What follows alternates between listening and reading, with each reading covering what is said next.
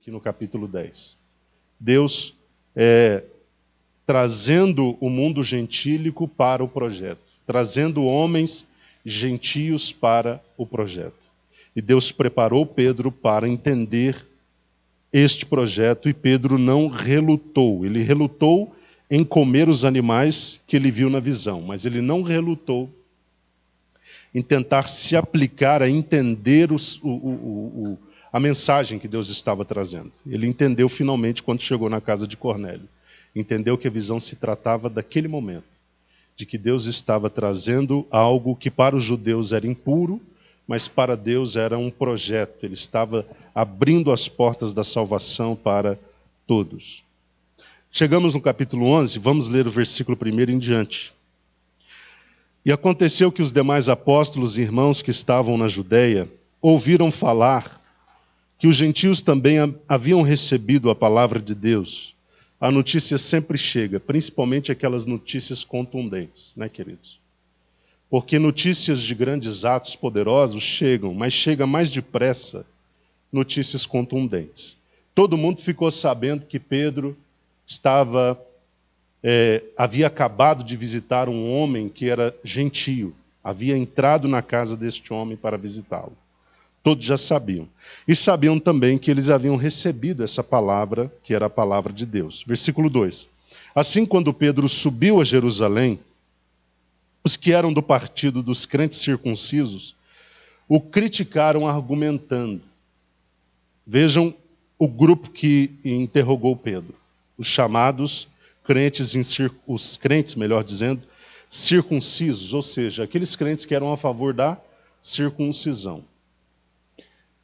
E olha o que eles disseram: entraste na casa de homens incircuncisos, ou seja, gentios, e ainda comeste com eles? Há uma palavra de censura aqui por trás destas palavras. É como se eles dissessem, como se não bastasse você transgredir um princípio, uma tradição nossa, de não entrar na casa de judeus incircuncisos, você ainda se dá em comer com eles. Vejam, irmãos, a ousadia desses homens. Eles não estão falando com um crente comum, vamos dizer assim, entre aspas, um crente qualquer do meio da congregação. Eles estão falando com um dos principais cabeças da igreja, um dos apóstolos de nosso Senhor Jesus Cristo. E eles chegam com essa declaração, eu diria, de certo modo, insolente. Não é? Você não apenas visita homens incircuncisos em sua casa, mas ainda se dá a comer com eles. Versículo 4. Então Pedro começou a fazer-lhes um relato claro e ordenado de como tudo havia ocorrido. Aqui eu vejo uma grande humildade por parte de Pedro, porque ele poderia dizer: vocês não sabem com quem vocês estão falando. Eu sou o apóstolo desta igreja, eu sou um dos cabeças desta igreja. Eu não tenho que ficar dando satisfação para vocês daquilo que Deus me mandou fazer. Deus me orientou que fizesse, simplesmente fiz. Eu não vou dar nenhum tipo de detalhamento a vocês. Pelo contrário, Pedro, ele agiu humildemente e prestou contas. Porque uma vez que a gente está na igreja, de fato, a gente tem que prestar contas. Né? Contas às pessoas e contas àqueles que estão acima de nós e contas a Deus, sobretudo. Então ele se dá a prestar contas, com muita humildade. E ele começa a explicar. Vejam o versículo 5. Eu estava em oração na cidade de Jope, e num súbito êxtase tive uma visão. Algo parecido com um grande lençol. Descia baixado do céu, presos pelas 4 pontas, até chegar bem perto de mim. Olhei para dentro dele e observei que havia ali quadrúpedes da terra, animais selvagens, répteis e aves do céu. Em seguida, ouvi uma voz que me ordenava: levanta-te, Pedro, sacrifica e come. Ao que imediatamente eu repliquei: de modo nenhum, Senhor, pois jamais entrou na minha boca algo profano ou imundo. Eu disse aos irmãos que Pedro era um judeu ortodoxo. Porém a voz falou do céu pela segunda vez: não consideres impuro o que Deus purificou. Isso aconteceu por 3 vezes seguidas, e tudo tornou a recolher-se ao céu. Naquele momento, os 3 homens que foram enviados por Cornélio chegaram em frente à minha casa, onde eu estava hospedado, ou seja, na casa de Simão, o curtidor. E o Espírito revelou-me que não hesitasse em acompanhá-los. Estes 6 irmãos também foram comigo, e entramos na casa daquele homem. Aqui ele dá número, né, para os irmãos de Jope que o acompanharam, eram 6.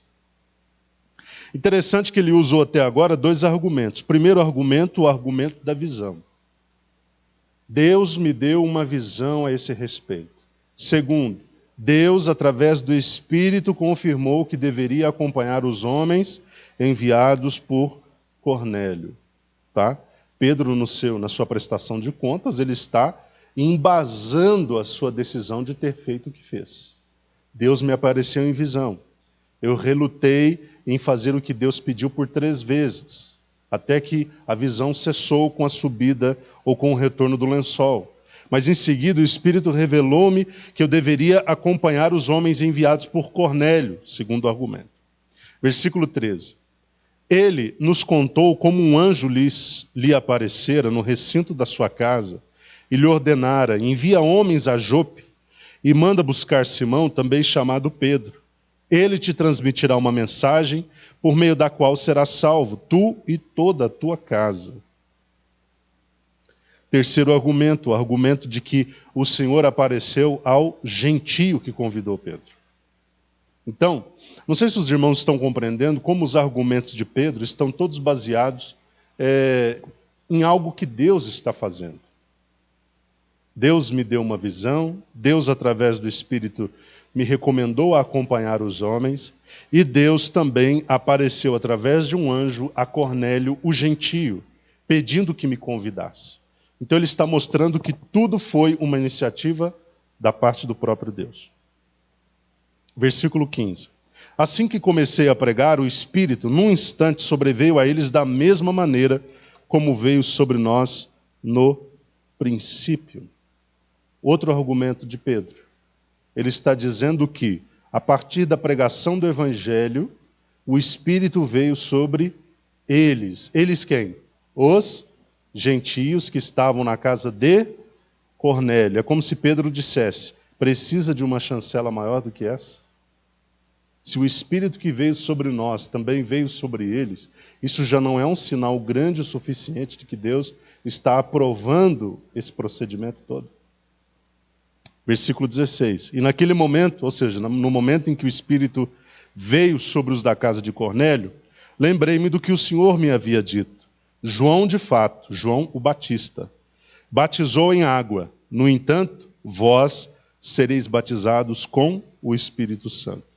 Portanto, se Deus lhes concedeu a eles, os da casa de Cornélio e a Cornélio, o mesmo dom que dera igualmente a nós, vejam, o mesmo dom, ou o dom de mesma qualidade. Se ele deu a eles o mesmo dom que nos deu ao crermos no Senhor Jesus Cristo, quem era eu para pensar em contrariar a Deus? Quem sou eu, ou quem seria eu, para dizer a Deus, diante de todas essas evidências, que eu simplesmente não admitiria fazer o que ele estava mandando? Quem era eu para pensar em contrariar a Deus? Versículo 18. Diante do que for exposto, ninguém apresentou qualquer outra objeção, e passaram a glorificar a Deus, exclamando: sendo assim, Deus concedeu até mesmo aos gentios o arrependimento para a vida. Eu disse aos irmãos na quarta-feira passada que, quando Deus tem um grande projeto, Ele não apequena o projeto por causa das mentes pequenas que não compreendem o projeto. O que Deus faz é trabalhar nas mentes pequenas para expandi-las para o grande projeto. Deus fez isso na cabeça de Pedro. Tinha uma mente ali restrita ao judaísmo. Ele achou que até o Evangelho se restringiria aos judeus. Deus, através de Cristo, do Evangelho, foi trabalhando na mente de Pedro e expandindo. Até que ele teve a visão, até que ele visitou finalmente um gentio, pregou o Evangelho a ele, comeu com ele e o batizou. E nós temos aqui o mesmo Deus trabalhando nos da circuncisão, abrindo a mente deles para entenderem, diante dos argumentos apresentados por Pedro, que de fato o projeto era maior do que o judaísmo. E eles não relutaram. Aqui também foram humildes em aceitar a forma como Pedro explicou as suas atitudes. E eles entenderam que Sendo assim, Deus concedeu até mesmo aos gentios o arrependimento para a vida. Ou seja, eles chegaram à conclusão de que Deus havia aberto as portas também para o mundo gentílico. Então vejam, Deus trabalhando na mente das pessoas para aceitarem o fato de que o Evangelho e a salvação são universais. São para todos os homens indistintamente.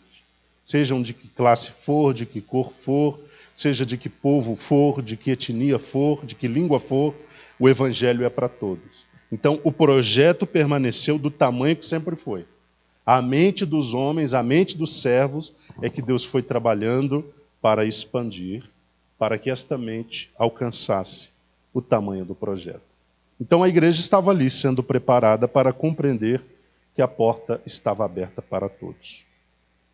Entendido, queridos? Versículo 19, vamos lá. Então os que haviam sido dispersos por causa da perseguição, desencadeada com a execução de Estevão, se espalharam até Fenícia, Chipre e Antioquia, não divulgando a mensagem a ninguém além dos judeus.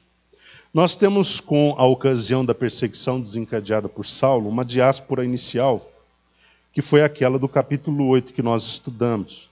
O capítulo 8, no versículo 1, ele diz que os crentes foram dispersos pelas regiões da Judéia e da Samaria. Da Judéia e da Samaria. E aqui nós temos no capítulo 11, que após a execução de Estevão, houve ainda um espalhamento ainda mais abrangente, até a Fenícia, Chipre e Antioquia. Daqui a pouco o texto vai falar de Antioquia. Não divulgando a mensagem a ninguém além dos judeus. Eu quero chamar a atenção dos irmãos, antes da gente ir para o versículo 20, para a expressão dispersos, que é uma expressão que a gente vê muito na Bíblia, mas originalmente a expressão ela vem de um contexto agrícola. A expressão ou a palavra dispersão ou dispersos, ela vem de um contexto agrícola. Quando os escritores usavam esta palavra no contexto das cartas, e aqui no contexto de Atos dos Apóstolos, a ideia que vinha à mente deles é a ideia de um agricultor que está com as sementes nas mãos ou na mão, e está lançando as sementes. Esse ato de lançar as sementes e o fato das sementes caírem cada qual num lugar da terra era visto como dispersão, o dispersar de sementes. Lucas usa também o termo dispersão para falar do espalhamento dos crentes, porque na visão de Deus os crentes são sementes. Então, o que Deus fez foi, através do advento da perseguição, pegar esse monte de semente e dispersar pela terra, para que cada semente onde caísse fosse ativa e produzisse algo para o reino de Deus. Eu estava pensando na nossa denominação, a Assembleia de Deus, que apesar de todas as dificuldades, ela ainda é a maior denominação evangélica do Brasil. Se você somar todas as demais igrejas co-irmãs, provavelmente o número delas não dará o número dos crentes da Igreja Evangélica Assembleia de Deus. E ainda, por enquanto, é a maior igreja do Brasil. E eu pergunto, e eu estava pensando, melhor dizendo, por que a Assembleia de Deus se tornou uma potência tão grande? Uma igreja que chegou em 1911, Belém do Pará, na pessoa de dois missionários visionários, Gunnar Wingren e Daniel Berg, homens de Deus, vieram de outro lugar. Vocês conhecem a história da Assembleia de Deus, queridos? Quem não conhece, tem que conhecer. Tem que conhecer. Deus chamou esses dois homens que estavam fora do Brasil, Fora do Brasil, e de repente, a partir de uma visão que Deus lhes deu, de um chamado, Deus mostrou que eles deveriam vir para Belém do Pará. Eles não sabiam nem quem era o Brasil e nem quem era Belém do Pará. E Deus os chama para cá e eles obedecem. Vem com dificuldade da língua ainda, vem com a família, vem com uma série de dificuldades. O Brasil, se hoje já não é um país tão fácil, imagina há cento e tantos anos atrás, era um país muito precário, muito complicado, cheio de doenças. E eles vieram, começaram a pregação do Evangelho, e a Assembleia de Deus foi crescendo, crescendo, crescendo, se expandindo e chegando a todos os lugares do Brasil. Hoje você pode ir no lugar mais distante, você tem uma congregação da Assembleia de Deus. Tem lugares no Amazonas que você sai da cidade, da capital, Manaus, para você chegar numa cidade ribeirinha, você leva 7 dias de barco. Sabia disso? Eu tive um colega no seminário que, quando chegava a ocasião das férias do meio de ano, ele nem ia para casa, porque eram apenas 30 dias. Ele gastaria pelo menos 15 só para chegar lá. Nós estamos falando de uma cidade do Brasil, ribeirinha, lá no Amazonas. Mas se você for nessa cidade ribeirinha, tem uma congregação da Assembleia de Deus. Prova é que ele veio de lá, dessa congregação. Então, o pessoal começou até a brincar que a Assembleia de Deus era como Coca-Cola. Todo lugar tem uma. Mas por que isso aconteceu, queridos? Será que o mérito foi todo dos líderes, dos pastores? Não, foi grandemente do povo. Em maior parte foi do povo. Sabe por quê? Porque o assembleano do passado, ele pensava o seguinte: eu cheguei nessa cidade, não tem uma igreja, eu sou um plantador de igreja, porque eu sou um missionário. Eu não tenho aqui uma congregação da Assembleia de Deus, mas eu tenho uma mensagem. A mensagem do Evangelho que me salvou. Vou trazer essa mensagem para esse povo, nós vamos ter uma igreja daqui a pouco. E era isso que acontecia. Eles chegavam numa cidade, ao invés de procurar uma igreja para qualquer, não tem assembleia, vou para Batista, não tem assembleia, vou para Presbiteriana, não tem assembleia, eu vou para Deus e Amor. Eles diziam, se não tem Assembleia de Deus aqui, eu vou abrir uma a partir do meu trabalho. Eles começavam a trabalhar, eles começavam a se empenhar, porque eles tinham a visão de que eram missionários, eles tinham uma mensagem. E eu, quando penso nessa história, eu penso exatamente no texto. Foram dispersos. Quer dizer, cada crente tinha na mente que ele era uma semente que Deus plantava nos lugares para que lá pudesse gerar frutos para o reino de Deus. Pode falar, João.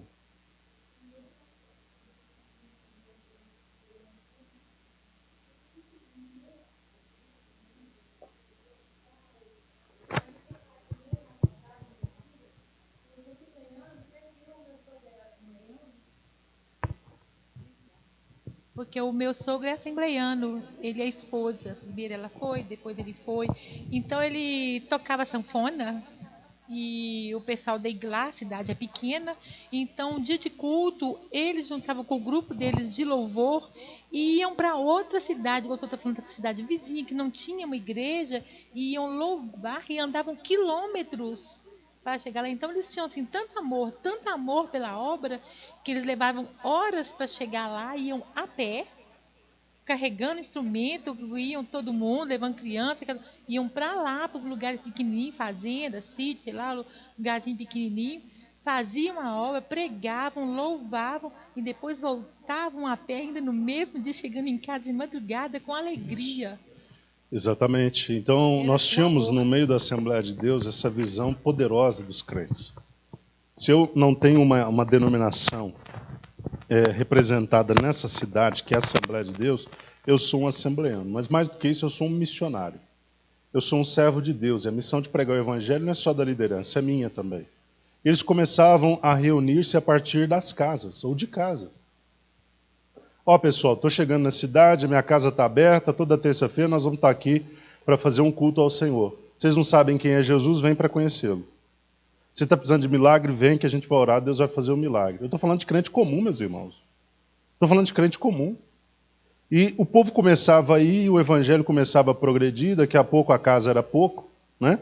Eles tinham que alugar um lugar, Deus orientava alguém para mandar um pastor, ou eles pediam ajuda e pediam um pastor a algum ministério da Assembleia de Deus, ou ao ministério mais próximo, né? A igreja mais próxima, organizada da Assembleia de Deus, eles mandavam um pastor, ali tinha mais uma igreja, Assembleia de Deus. E a igreja cresceu poderosamente. Eu penso que a gente tem que extrair essa lição de novo para a gente e redescobrir essa necessidade de, por onde formos, nós sermos porta-vozes do Senhor. Porta-vozes da mensagem. Nós temos que entender que onde nós estivermos, fomos semeados ali. Na empresa onde Deus nos dá condições de trabalhar, nós somos uma semente plantada lá. Aqui na congregação, você é uma semente plantada. Lá no lugar onde você mora, você é uma semente plantada. O que a gente deveria fazer todos os dias é pensar: como aqui eu posso germinar? Como aqui eu posso produzir para Deus? Como aqui eu posso ser frutífero? Irmãos, se todos os crentes tivessem essa mentalidade, o processo evangelístico fluiria com tanto mais naturalidade e tanto mais gente estaria se rendendo à fé. É porque hoje os crentes, eu não sei, eles se perderam num lugar de acomodação tão grande que é complicado. Parece que o crente foi chamado para estar dentro da igreja. Parece que o chamado da igreja é este. É ficar aqui fechado em 4 paredes, cada crente usando seus dons aqui para dentro. Quando, na verdade, esse lugar tem que servir de lugar de treinamento e reposição de forças. Vocês sabiam disso? Que a igreja tem essa finalidade? A finalidade da igreja, desse QG, é te treinar, te fortalecer para você cumprir sua missão. Qual é a grande missão? A de ser semente no mundo. Pregar a semente da palavra de Deus ao mundo e ganhar almas para Deus no mundo. Então nós precisamos, aproveitando que nós estamos no início do ano, redescobrir esta verdade acerca de nós. Nós temos essa identidade. Nós somos sementes semeadas por Deus no mundo, onde quer que nós estejamos. Nós temos que ter a visão de que ali somos sementes. Deus nos plantou naquele lugar. Nós temos que gerar frutos de alguma forma. Nós temos que produzir resultados de alguma forma através da palavra de Deus.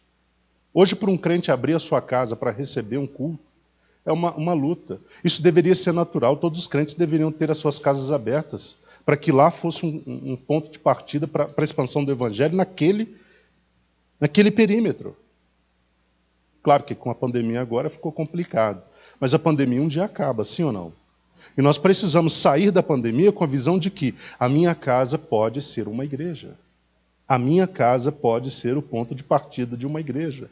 Eu não estou pregando que a sua casa vai ser uma outra igreja, que vai ser uma igreja diferente desta igreja. Não, eu estou dizendo que lá você pode começar um projeto de igreja e as pessoas estarão ligadas aqui, mas o projeto de igreja começa lá com você, com a sua casa, com a sua família, com as suas portas abertas.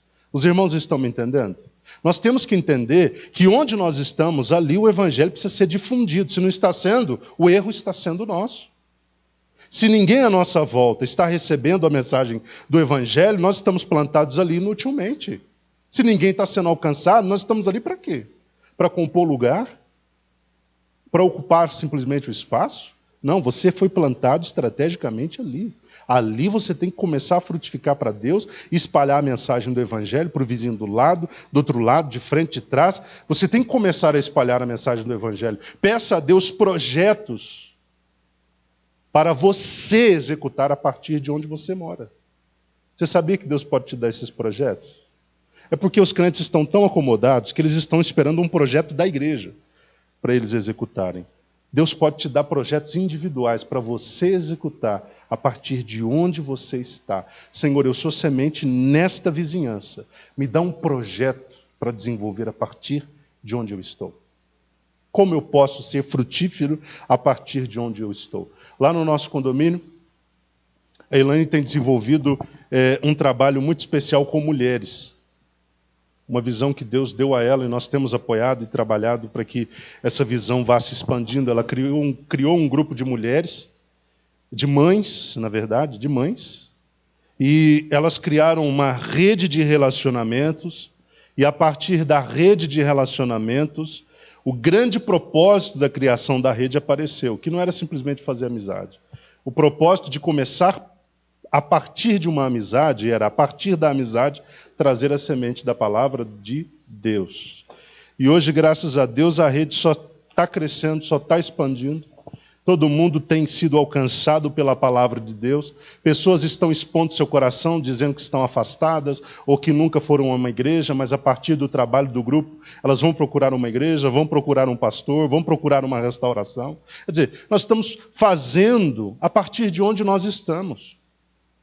Os irmãos conseguem compreender isso? O que te impede de abrir as suas portas para que a sua casa seja uma casa de treinamento, de tratamento?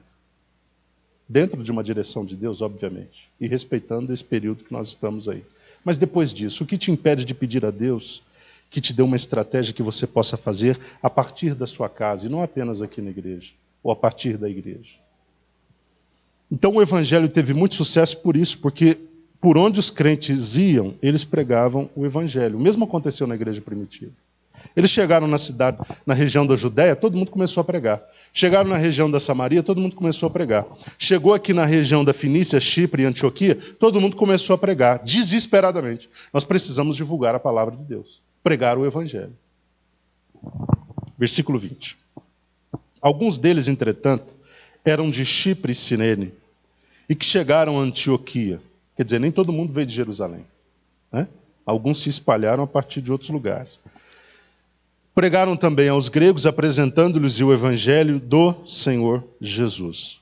Versículo 21. A mão do Senhor estava com eles, e muitos creram e se converteram ao Senhor. Por que o texto fala a mão do Senhor, e não o pé, e não o dedo, e não o olho, e não a boca, e não qualquer outra parte do corpo? Por quê? Porque a expressão mão do Senhor indica favor. Quando a palavra de Deus diz, a mão do Senhor está estendida, a mão do Senhor estava com eles, a mão do Senhor, significa que Deus estava favorável ao trabalho que eles estavam executando. Mas o que levou a mão de Deus a favorecê-los? O trabalho. Vocês estão me entendendo? Foi o trabalho. Quando eles se dispuseram a trabalhar para Deus e cumprir sua missão, a mão de Deus se tornou favorável a eles. A mão de Deus estava com eles, mas estava com eles por causa do trabalho que eles estavam executando. Então nós precisamos entrar em movimento, entrar em ação, para ver a mão do Senhor conosco. Nós precisamos estar em ação. Quando nós nos dispomos a andar e a divulgar e a fazer, a mão do Senhor está conosco. Ou seja, Deus imediatamente estende as mãos para ser favorável ao nosso trabalho. Por que eles tinham sucesso na pregação? Porque a mão do Senhor estava com eles. E por que a mão do Senhor estava com eles? Porque eles estavam trabalhando.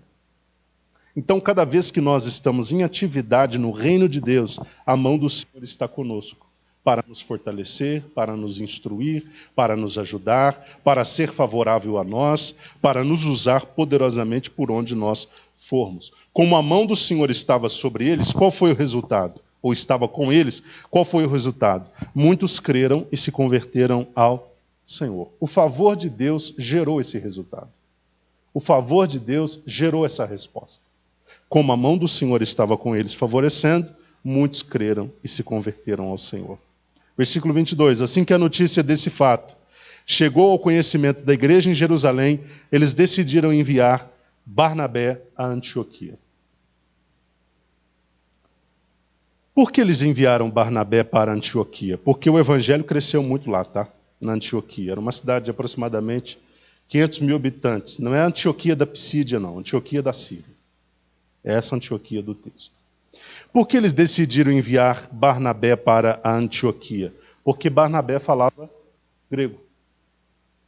Ok? Barnabé era judeu, mas ele falava grego. Nós precisamos entender que no Novo Testamento nós temos 3 línguas predominantes. Nós temos o hebraico, falado pelos judeus. Nós temos o grego, falado pelos gentios de forma geral, pelos gregos e pelos gentios de forma geral, ou seja, todos aqueles que não eram judeus, e nós temos o latim, que era a língua falada no Império Romano. Quando Jesus recebe a inscrição da acusação, que foi pregada acima da sua cabeça, o que estava escrito lá? Este é Jesus, o rei dos judeus, em 3 idiomas, hebraico, grego e latim.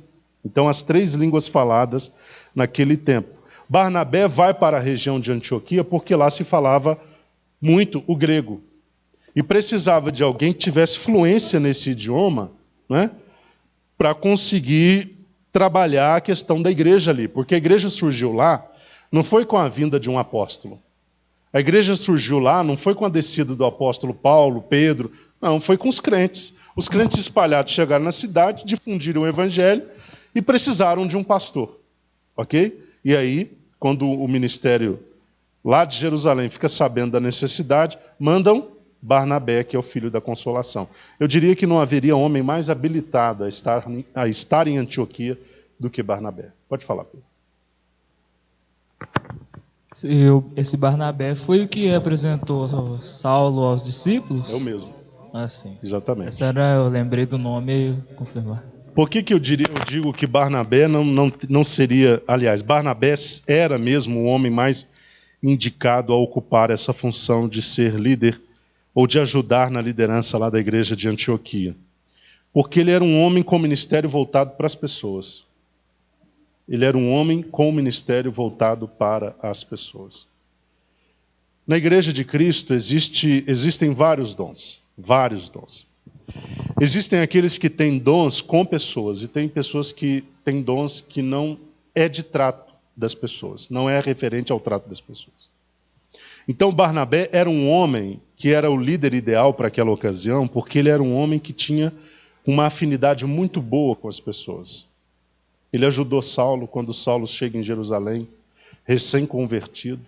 Teria talvez dificuldade de ser aceito, recebido, até compreendido pelo ministério apostólico que estava na cidade. Ele o introduz, ele o apresenta, ele dá acesso. Agora, ele chega na cidade de Antioquia como sendo essa pessoa que tinha muita empatia, sabe? Que tinha uma personalidade voltada para a ajuda de pessoas. Então ele foi realmente uma pessoa ideal. E ele vai aparecer muito em Atos dos Apóstolos ainda. 23. Tendo ele chegado, Barnabé chegado, e vendo a graça de Deus, alegrou-se e encorajava a todos para que permanecessem fiéis ao Senhor com firmeza de coração. Interessante que ele entende que apesar da igreja ter nascido de forma, vamos dizer assim, a partir de um movimento popular, digamos assim, ele percebeu que aquela igreja tinha a graça de Deus. Era uma igreja formada por gente realmente comprometida com o Senhor. O que faltava àquele povo era instrução, ok? Faltava instrução. Eles tinham muita graça, muito desejo, muita alegria no serviço, mas faltava uma figura de liderança para trabalhar com eles, né? Para afiá-los, para treiná-los, para prepará-los para serem ainda mais poderosos do que eram. Então Barnabé chega com essa missão. Ele encoraja a todos para que permanecessem fiéis e firmes, né? Com firmeza de coração. 24. Ele era um homem bom, cheio do Espírito Santo e de fé. Está falando de quem? Homem bom, cheio do Espírito Santo e de fé. E uma multidão considerável de pessoas foi acrescentada ao Senhor. A partir do trabalho de Barnabé, uma multidão de pessoas foi acrescentada ao Senhor. Como eu disse, ele tinha essa habilidade no trato com as pessoas. Isso favorece muito. Isso favorece muito. E ele teve sucesso no seu trabalho. Além de homem cheio do Espírito Santo, de fé e ser bom, ele era um homem que tinha empatia. Atraía as pessoas. Versículo 25. E aconteceu que Barnabé decidiu viajar para Tarso, a fim de encontrar-se com Saulo. E assim que o achou, levou-o consigo para Antioquia. Irmãos, Barnabé não se esqueceu do homem que inicialmente ele ajudou. Saulo. Onde é que estava Saulo? Lá em Tarso. Talvez sem muito, ali meio que no começo, muito sem... E aí, o que a gente faz? Para onde eu vou? Onde é que eu começo o trabalho? E de repente Barnabé, que já estava em atividade, liderando a igreja lá em Antioquia, se lembra de Saulo. E vai fazer o quê? Dar a ele um trabalho. Dar a ele uma oportunidade de estar ativo no reino de Deus. E viaja para lá, chama Saulo, leva-o para Antioquia. E o versículo 28 prossegue. Então, durante um ano completo, Barnabé e Saulo se reuniram com toda aquela igreja e ensinaram a muita gente. Em Antioquia, os discípulos foram pela primeira vez chamados cristãos. Barnabé ele pensou o seguinte: olha, eu vou fazer esse trabalho, mas não tem por que eu fazer sozinho. A igreja de Jerusalém decidiu me enviar para cá, mas por que eu devo fazer esse trabalho sozinho? Se Deus há pouco tempo acabou de salvar um homem que tem muito potencial, o nome dele é Saulo. foi perseguidor da igreja, mas é um homem muito habilitado, muito conhecedor, muito treinado. Ele é um homem que tem um chamado poderosíssimo da parte de Deus. Por que não chamá-lo para fazer parte desse projeto em Antioquia? E foi isso que ele fez. Chamou Saulo e colocou Saulo na linha de frente para que com ele Saulo tivesse a responsabilidade de ensinar e instruir aquela igreja. Isso é tão maravilhoso, né, irmãos? Quando o crente, ele entende que quando Deus começa a promovê-lo, há alguém de quem ele precisa se lembrar para subir junto com ele. O problema é que as pessoas às vezes querem crescer sozinhas, né? Ah, Deus está me promovendo, Deus está me abençoando, Deus está abençoando meu ministério, meu chamado, minha vocação, e sou só eu. Não, meu querido, alguém precisa ser lembrado. Se você está subindo, alguém precisa subir com você. Alguém que lá no começo te ajudou, se esforçou contigo, suou com você, acreditou com você. Alguém que desde o início Deus te mostrou que tinha um chamado, uma vocação especial. Então é necessário que, à medida que Deus vá nos reposicionando no seu reino, nos colocando em lugares de maior confiança, que nós sempre nos lembremos daqueles com quem estivemos antes e que tem potencial, e que tem chamado, e que tem vocação para ocupar em outros lugares. Vem para cá, Saulo, vem me ajudar. Eu estou em Antioquia liderando a igreja sozinho. Vamos comigo, você vai trabalhar na linha de frente, na linha do ensino. Então deu a oportunidade de Saulo praticar muito a questão do ensino, da pregação. Eles ficaram 1 ano lá treinando aquela igreja. Versículo 27. Naqueles dias desceram alguns profetas de Jerusalém para Antioquia, um deles chamado Ágabo. Ele era um profeta conhecido na igreja naquele tempo. Levantou-se e pelo Espírito predisse que uma grande fome assolaria o mundo romano, o que de fato veio a ocorrer nos dias do reinado de Cláudio. Ágabo profetiza e a profecia se cumpre, de fome. Versículo 29. Então os discípulos, cada um segundo as suas possibilidades, resolveram providenciar ajuda para os irmãos que viviam na Judéia. E assim o fizeram, enviando suas ofertas aos presbíteros pelas mãos de Barnabé e de Saulo. Aqui houve uma grande mobilização da igreja para ajudar aqueles irmãos que moravam na região, que estava sofrendo com a fome. Cada um ajudou do jeito que pôde.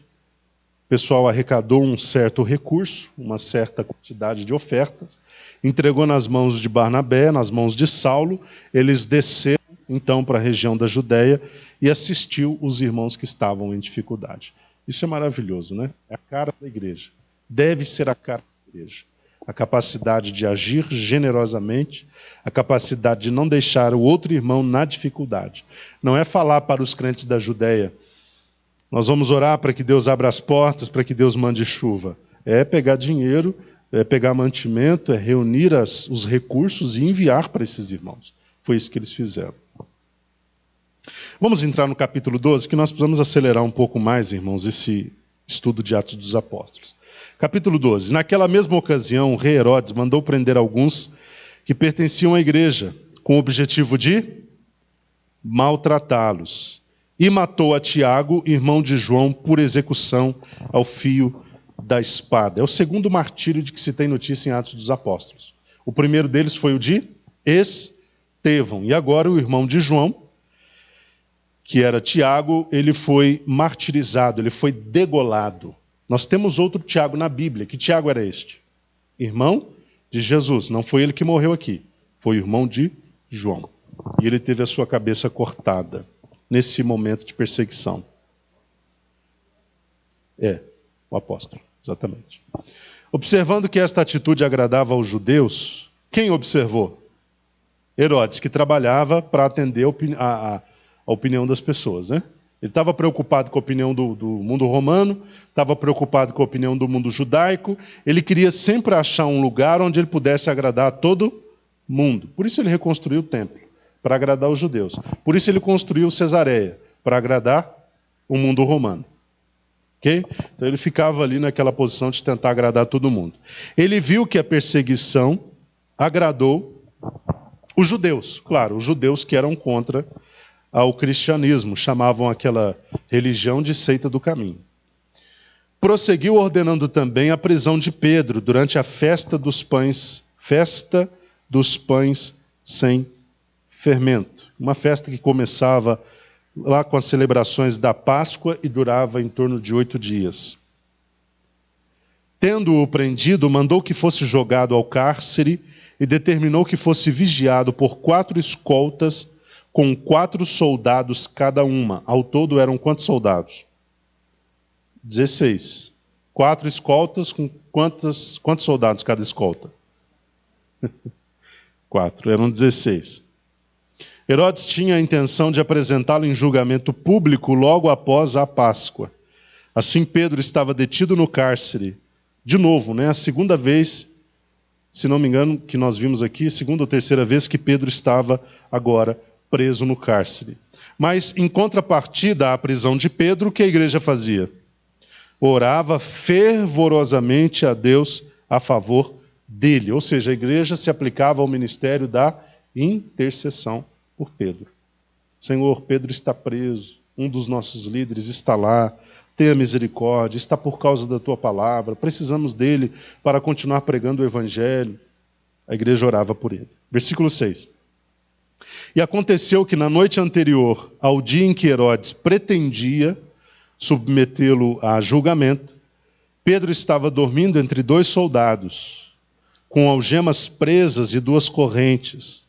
Vejam em que condição ele estava preso, tá, queridos? Ele estava entre 2 soldados, com algemas presas a 2 correntes, e as sentinelas guardavam o cárcere diante da porta. Era difícil escapar nessa situação. Subitamente surgiu um anjo do Senhor, e sua luz resplandeceu na prisão. Então o anjo tocou o lado de Pedro e o fez acordar. É como se o anjo desse uma sacudida. É o que você faz quando quer chamar uma pessoa, o seu filho, ou quem quer que seja. Você sacode. O anjo meio que sacode Pedro e o faz acordar, ordenando: levanta-te depressa. E em seguida as algemas caíram dos punhos de Pedro. Não precisou nem de chave, irmão. As algemas caíram do punho de Pedro. Acorda, Pedro. E de repente as algemas caem. E o anjo continuou a orientá-lo: veste a tua roupa e calça as sandálias. E Pedro assim o fez. Disse-lhe ainda o anjo: põe a tua capa e segue-me.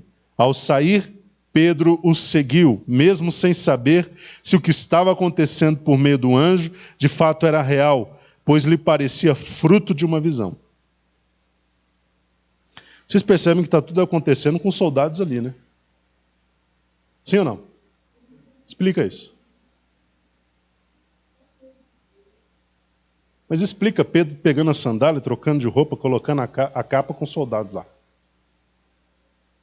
Poderoso isso, né, irmãos? Deus dá a visão a quem Ele quer e tira de quem Ele quer também, mesmo que as pessoas estejam acordadas. Ok? Está acontecendo na cara delas, elas não estão vendo. Deus tem esse poder. Isso é poderoso. E ele sai e fica ali. É visão ou é real? Está acontecendo ou eu estou vendo algo que possa acontecer?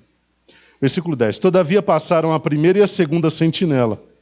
As sentinelas estão lá. Vocês acham que elas estão dormindo? Elas estão dormindo? Não, não pode. Elas estão em serviço. Elas têm que estar acordadas. E o anjo junto com Pedro junto com o anjo, passa a primeira e a segunda sentinela e chegam ao portão de ferro que dava acesso à cidade.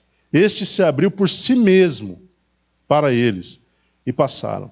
Também não precisou de chave. Tendo saído, caminharam ao longo de uma rua e de repente o anjo se afastou dele. Foi quando Pedro caiu em si e disse: agora entendo, sem qualquer sombra de dúvida, que o Senhor enviou o seu anjo e me libertou das mãos de Herodes e de tudo o que o povo judeu tramava contra mim. Ele está reconhecendo que houve da parte de Deus a liberação de um grande livramento. Não era apenas da prisão que Deus o estava livrando. Era das mãos de Herodes e do povo e, por conseguinte, da morte. Versículo 12. Depois de assim refletir, colocou-se a caminho da casa de Maria, mãe de João, também conhecida, também chamado Marcos, onde muitas pessoas estavam reunidas em oração. Eis que Pedro chega e bate à porta do alpendre. E uma serva chamada Rode, veio atender. Assim que reconheceu a voz de Pedro, Tomada de grande alegria, ela correu de volta, sem abrir a porta, e exclamou: é Pedro, ele está lá fora à porta. Ela não abriu a porta. Ela escutou a voz e foi dar a notícia. Todavia eles lhe replicaram: estás fora de si. Traduzindo, você está doida. Mas diante da forte insistência da mulher em afirmar que era Pedro, ponderaram-lhe: ora, é possível que tenhais visto o anjo dele. Uma sombra, um fantasma. Havia essas lendas naquele tempo, não é, querido? Havia algumas lendas ainda predominando, até mesmo no meio do povo de Deus. Pode ser um fantasma dele, um anjo dele. Entretanto, Pedro continuou batendo, e quando enfim abriram a porta e ouviram, ficaram atônitos. Segunda vez em que Pedro é liberado da prisão de forma extraordinária. Vocês se lembram da primeira? Preso a mando do Sinédrio. Eles dormiriam à noite lá na prisão, no outro dia seriam julgados pelo Sinédrio.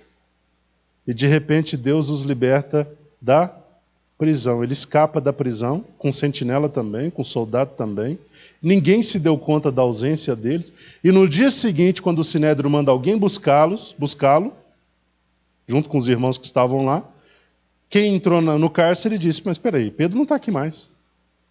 E voltou correndo. Pedro não está lá. Mas como não está lá? Tinha guarda lá, sentinela lá, tinha tudo lá, ninguém tirou eles de lá. Como eles não estão mais lá? Aí de repente um outro chega e diz: eles estão lá no pátio, eles estão lá no templo, pregando a palavra de Deus. Olha que coisa assustadora. Mas peraí, eles estavam presos. Como é que hoje eles estão lá no alpendre, pregando a palavra de Deus? Porque Deus também interveio naquela ocasião, trazendo esse poderosíssimo livramento. Eles saíram da prisão, ninguém se deu conta. No outro dia ele estava lá no mesmo lugar de onde tinha saído no dia anterior. Estava pregando a palavra de Deus no mesmo lugar. E agora, Herodes estava tramando sua morte, o povo iria julgá-lo para matá-lo, com certeza, e agora Pedro de novo está livre. É um homem que prisão não pode prendê-lo. A menos que Deus queira. Né? A menos que Deus queira. Mas como não era propósito de Deus fazer com que ele permanecesse preso, nenhum cárcere poderia segurá-lo. Versículo 17 agora, né? Ele, por sua vez, fazendo-lhes sinais com a mão para que se calassem, explicou-lhes como o Senhor o havia libertado do cárcere e pediu-lhes: anunciai isso a Tiago e aos demais irmãos. E saindo, retirou-se para outro lugar. Assim que o dia raiou, houve enorme tumulto entre os soldados quanto ao que teria ocorrido a Pedro. Está todo mundo se perguntando: mas cadê o homem? Cadê o homem? Cadê Pedro? Ordenando uma busca completa e não o encontrando, Herodes submeteu todos os guardas a severo interrogatório e, por fim, os mandou executar. Todo mundo que estava responsável por guardar Pedro dentro da prisão morreu. Tá? Herodes mandou matar os 16. Passados esses acontecimentos, foi Herodes da Judéia para Cesareia. Qual Cesareia? Cesareia Marítima. E permaneceu ali durante algum tempo, porque a família herodiana morava em Cesareia de Filipe. Herodes estava tomado de ira contra o povo de Tiro e Sidom. Todavia, eles haviam promovido uma reunião e buscavam uma maneira de serem recebidos em audiência por ele, ou seja, recebidos por Herodes. Havendo conquistado o apoio de Blasto, homem de confiança do rei, pediram paz, pois dependiam das terras do rei para obter alimento de suas famílias. Assim, no dia marcado, Herodes, vestindo trajes majestosos, assentou-se no seu trono e proclamou um discurso ao povo. Então a multidão começou a gritar: eis que é um Deus e não um simples mortal que nos fala. O povo começou a endeusar Herodes, né? O povo começou a colocá-lo num lugar onde ele não estava. Depois do discurso, o povo começa a dizer isso: eis que é um Deus e não um simples mortal que nos fala. Mas considerando que Herodes não ofereceu glória a Deus, ou seja, Herodes aceitou aquilo para ele. Isso é não dar glória a Deus. É quando as pessoas te glorificam e você não transfere isso para quem tem glória. É o mesmo que aconteceu com Herodes. Ele não passou isso para Deus. No mesmo instante, um anjo do Senhor o feriu e ele morreu comido de vermes. Que coisa, hein, irmãos? Que coisa. Quero fazer apenas uma correção. Esse Herodes aqui não é o grande, é Antipas. Tá? Herodes Antipas, só corrigindo. Herodes o Grande foi quem reconstruiu o templo, foi quem construiu Cesareia Marítima. Mas esse Herodes do texto que nós estamos lendo é Antipas, é alguém que vem na sequência, tá? Da família herodiana também. A família toda tinha essa predisposição em tentar agradar a gregos e a troianos, mas aqui não era Herodes o Grande, era Herodes Antipas. E ele não oferece glória a Deus, o anjo do Senhor o fere e ele morre comido de vermes. Flávio Josefo, que é um historiador que não era cristão, ele é um homem muito lido, né? Os textos históricos dele são muito averiguados porque ele não tinha esse veio cristão. Porque se fosse um cristão, todo mundo diria, mas está dizendo isso porque é crente, porque foi crente. Não, ele não tinha nenhum vínculo com o cristianismo, mas ele fez um relato histórico daquele tempo, porque ele viveu próximo daquele tempo. E ele diz que naquele tempo, de fato, Herodes ele foi acometido por uma doença muito grave. Ele estava lá numa espécie de lugar de shows, né, de apresentações. Talvez o Heródoto, que havia em Cesareia Marítima, tinha um Heródoto lá, tinha um banheiro público, inclusive, e talvez ele estivesse ali apreciando, né, as disputas ali dos cavaleiros e cavalos, aquele pessoal correndo, e de repente ele sente dores fortes no abdômen, dores muito fortes no abdômen. E a partir dali ele vai para o palácio, volta lá para o palácio dele, não dura muito e morre. Só que a Bíblia diz que ele foi acometido por uma doença, né? Ele foi comido de vermes. A gente não sabe que doença é essa, né? Há aí várias possibilidades, mas o texto procura explicar o que aconteceu com ele dessa forma. Ele foi comido de bichos ou de vermes. Alguma coisa aconteceu dentro de Herodes. E essa doença foi se agravando muito rapidamente a ponto dele não ter muito tempo. Ele morreu. Entretanto, a palavra de Deus continuava a espalhar-se por toda a parte, multiplicando-se. Espalhar por toda a parte, multiplicando-se. Se o perseguidor do povo de Deus, né, de Pedro, que tinha ordenado que ele fosse preso para ser sentenciado e julgado, estava agora morto, a palavra que Pedro pregava continuava o quê? Viva. E a espalhar-se por toda a parte. Glória a Deus por isso, né, queridos? Aqueles que tentam calar os arautos de Deus morrem, os arautos de Deus continuam com sua mensagem, pregando essa mensagem por toda a parte. Versículo 25 para fecharmos hoje. E havendo concluído sua missão, Barnabé e Saulo voltaram de Jerusalém, levando consigo João, também conhecido por seu nome, Marcos. Esse Marcos vai aparecer de novo. Tá? Vai aparecer de novo. Ele, inclusive, foi um dos responsáveis, né, ali da confusão que teve entre Paulo e Barnabé, lá na frente. Os dois discutem. Quer falar alguma coisa, Gerson?